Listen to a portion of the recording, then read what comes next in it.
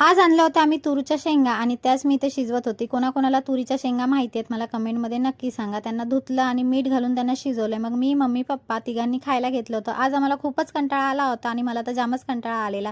म्हणून म्हटलं चला आज दाल खिचडी बनवूया, पण जरा डबल तडकेवाली बनवूया. म्हणून इथे सगळं मी शिजवून घेतलं होतं आणि त्यानंतर इथे मला कंटाळा आलेला म्हणून थोडं जगलिंग करत होती. मग म्हटलं सगळं कापून घेऊया. टाईमपास खूप झालं सुप्रिया. कांदा, टमाटर, लसूण सगळं कापून घेतलं आणि अजूनच मी टाईमपास करत करत असं नाटक करत होती. आणि म्हटलं चल आता सगळं शिजलं आहे तर सगळं तडका मारून घेऊया.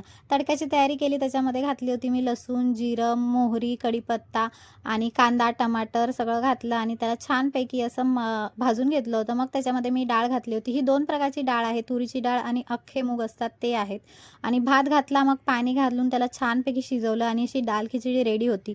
बट साधं साधं मला आवडत नाही माहिती आहे ना, म्हणून डबल तडका मारण्यासाठी तडका रेडी केला. त्यात मी लाल सुकी मिरची आणि कढीपत्ता, जिरं घातलं आणि असा मस्तपैकी तडका मारला होता आणि छानपैकी दाल खिचडी तयार होती डबल तडकेवाली.